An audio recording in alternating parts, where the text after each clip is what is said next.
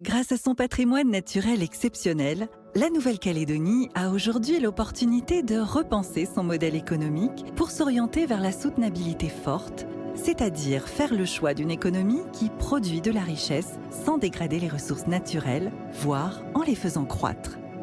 C'est un pari gagnant pour l'homme et la nature. Comment peut-on opérer cette transition vers un monde durable au service des générations futures? Quels sont les secteurs à fort potentiel? Et que peut-on espérer à l'horizon 2040?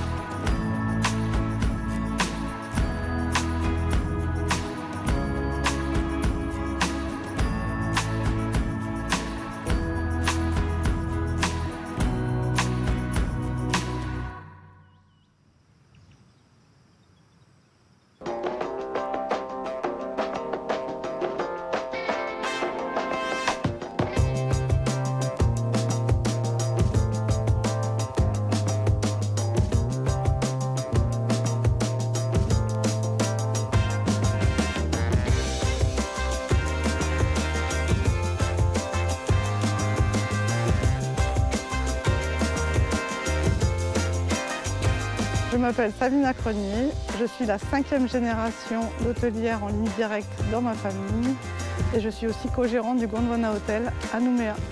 Je m'appelle Sébastien, je suis co-gérant des hôtels Gondwana, comme celui de Nouméa et celui situé sur Puin qui est en projet et qui j'espère va sortir bientôt. Ah chouette, t'as pris les albums. Souvenir, souvenir. Tu veux un café? Ah, je veux bien. Tiens, je t'en ai servi un. Ah oui, là c'est la rentrée. cocoterie. Ouais, la rentrée de bétail à la cocoterie. Bah ouais, on allait même chercher les cocos pour les poules.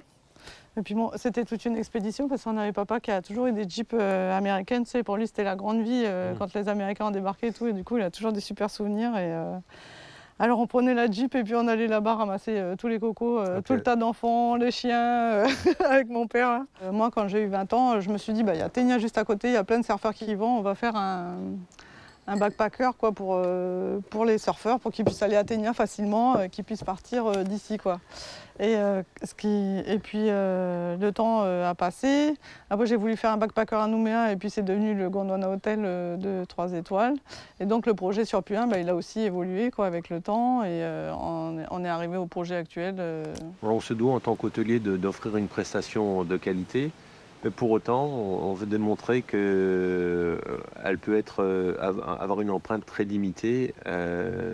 Et c'est le cas notamment dans la structure hôtelière qu'on a fait à Nouméa, où on est le seul hôtel certifié de qualité environnementale et on peut avoir des prestations de qualité et tout en ayant une empreinte relativement faible sur l'environnement. C'est le seul abreuvoir qui fonctionne bien, donc on fait très attention parce que c'est notre point pour les ours. Elle est bien fraîche hein, aujourd'hui. Hein. Tu arrives? Donc en fait le côté écologique c'est parce que quand on habite sur un îlot, l'eau on se rend compte à quel point c'est précieux déjà. Tous les arbres qui ont poussé ici c'est parce que mes parents ils ont mis des bassines d'eau dessus à chaque vaisselle, chaque goutte d'eau qui était soit prise, soit qui tombait de la pluie quoi. En fait ça servait quoi, on l'a collecté et puis on allait arroser tous les arbres et tous les arbres qui sont là, ceux-là ce sont mes parents qui les ont plantés. Tu vois Axel, on le voit pas. Pour développer le potentiel touristique de la Nouvelle-Calédonie de façon durable et responsable, la Chambre de commerce et d'industrie soutient l'initiative privée et le développement d'une identité locale forte et reconnue au niveau régional.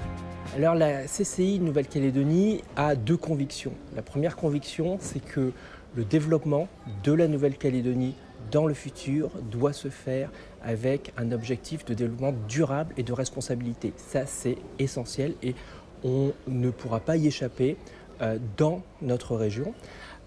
Et la deuxième conviction, c'est que ce développement doit se faire au niveau humain et doit se faire à travers l'initiative privée. On essaye de modéliser une économie circulaire comment une entreprise arrive à avoir un modèle économique viable tout en respectant ses convictions de développement durable, par des économies d'énergie, par un circuit court intégré dans la périphérie de l'entreprise, donc l'utilisation de produits locaux, l'utilisation de ressources locales, en faisant travailler les personnes du village et du coin, en valorisant justement ces divers espaces et en essayant de créer justement un label régional fort, une identité régionale forte, une identité même locale forte, qui va être valorisée par les clients.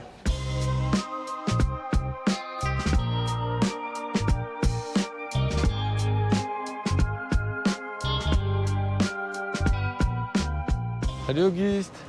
Bonjour. Ça va pas ? Ça va, merci. Bonjour. Auguste. Ça va, merci. Ouais. Alors qu'est-ce qui se passe de beau aujourd'hui? Il y a eu du monde ce matin? Ce Du matin, monde. ça s'est bien passé. Beaucoup de clients d'ailleurs qui viennent, voilà. Puis qui se mettent au patio, qui essaient d'apprécier ce petit paysage-là, avec les plantes, voilà. Donc il y a beaucoup de plantes à faire visiter aux clients. Bonjour, bienvenue. Bonjour. Et bonjour. Allez, venez. Au début, il y avait quelques plantes, mais avec le temps, j'ai ramené beaucoup de plantes en échange avec les mamans de la Pointe Nord, de la Pointe Sud, Yaté, Île des Pins, l'île Loin et la Pointe Île. Ce pied de santal qui est ici, voilà, vous regardez les feuilles, je vais vous dire les feuilles à ça à quoi. Donc le pied de santal, il arrive des îles Loyauté. Donc celui-là, il arrive des îles Loyauté petits, donc je l'ai planté. Ah, donc il est distillé et il est broyé dans l'usine de Marais. On a choisi d'appeler l'hôtel Gondwana parce que la Nouvelle-Calédonie est originaire du supercontinent qui s'appelait le Gondwana. L'hôtel Gondwana se décompose en deux parties. Une première partie de 56 chambres qui est certifiée haute qualité environnementale. C'est un ensemble de démarches notamment, ce qui fait que les bâtiments neufs de ce type-là consomment 2 fois moins d'énergie et 2 fois moins d'eau. Il y a aussi le tri des déchets et plein de critères différents. Et on a une deuxième petite structure qui est une structure historique de 24 chambres qui a été rénovée et décorée chacune par un artiste différent local.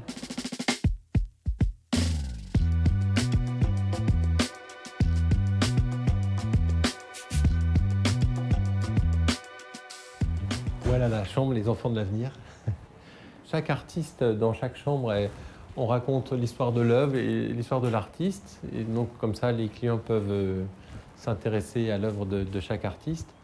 Et là, ça a été fait à la bombe et au pochoir, si je ne me trompe pas. Je ne suis pas très spécialiste, mais c'est vraiment étonnant de voir ce résultat des expressions. Et on reconnaît bien, on est bien en Nouvelle-Calédonie. Le secteur de l'artisanat d'art fait partie intégrante de la démarche de tourisme durable. Pour permettre son développement et sa valorisation, la Chambre de métier et de l'artisanat a créé une marque permettant d'identifier les produits et savoir-faire locaux. Il y a 5 ans, la Chambre de métier et de l'artisanat a créé la première marque collective du territoire, c'est la marque Art d'ici, qui, comme son nom l'indique, valorise l'artisanat d'ici. Aujourd'hui, la marque Art d'ici, c'est 126 adhérents, avec une valorisation sur des milliers de produits locaux. Et c'est à la fois le savoir-faire des artisans qui est valorisé, mais également les produits qui rentrent dans la composition de leur création.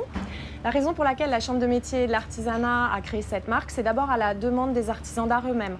Parce que sur le marché local, ils exprimaient une difficulté à différencier leurs produits vis-à-vis des clients par rapport à ceux qui provenaient de l'import et qui pouvaient avoir en plus une apparence similaire. Je pense par exemple aux robes popinées, aux manous, parfois aux pierres à savon, aux flèches fêtières. La deuxième raison de la création de la marque, c'est aussi le constat qu'on a fait vis-à-vis des Calédoniens eux-mêmes, qui sur le territoire avaient du mal à trouver des produits typiques de la Nouvelle-Calédonie. Donc pour ces consommateurs-là, il était important de pouvoir juste avoir un point de repère. Cette marque, c'est un point de repère. À partir du moment où elle est apposée sur les produits, elle garantit l'origine artisanale faite main en circuit court et l'origine géographique.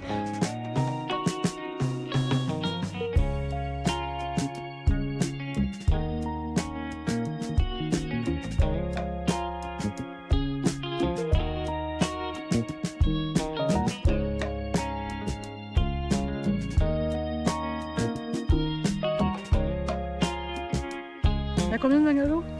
Il y a 30 bungalows répartis assez profondément dans la vallée pour qu'ils aient tous une belle vue. Ils Ouais, ont ça une remonte altimétrie un peu. voilà, sur les deux flancs. Et puis 10 studios là-bas sur le promontoire. Et donc là, c'est le restaurant. C'est le restaurant avec l'arrivée qui n'est pas matérialisée là sur le plan. Donc ça va être juste en bout de plage, quoi. Ouais, en bout de plage, plutôt sur les cailloux parce Des que cailloux. c'est ça. Ok. Monter des eaux, il faut prendre un peu d'altitude. Ouais. Ce qui a bloqué il y a 2 ans, parce que le projet était complètement abouti, mais c'est la défiscalisation nationale. De façon difficilement compréhensible, ça n'a pas été accepté. Mais je pense que ça va revenir aujourd'hui. Je pense qu'aujourd'hui, les acteurs ont compris que développer un projet comme ça, c'est à peu près 80 emplois pendant 1 an et demi pendant la construction. Et on en a besoin en brousse. Et puis après, c'est des emplois durables et c'est une destination pour les Calédoniens. Donc je pense que ça fera aussi venir des touristes. Il faut savoir qu'il y a 2 postes principaux de charge pour une structure hôtelière. C'est le coût de l'investissement et la masse salariale. Et comme on veut garder une masse salariale importante, si on se compare à Fidji ou au Vanuatu, ils ont des salaires 5 à 10 fois inférieurs à nous, et c'est nos compétiteurs par rapport aux Australiens. Donc nous, on veut payer nos salariés plus cher, qui correspond à la législation calédonienne.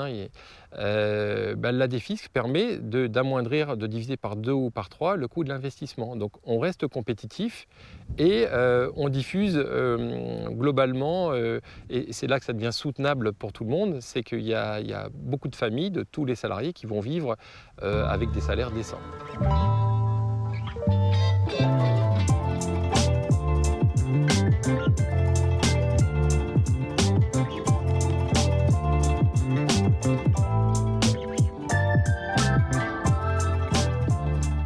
D'ici 2040, l'ambition est de développer un tourisme local qui soit respectueux des ressources naturelles et culturelles. L'objectif, c'est d'augmenter de 15% la part des Calédoniens qui passent leurs vacances en Nouvelle-Calédonie et ainsi développer un tourisme de niche. Si on atteint cet objectif, cela permettrait de créer plus 5 milliards de francs pacifiques pour le territoire et ainsi de développer 400 emplois supplémentaires.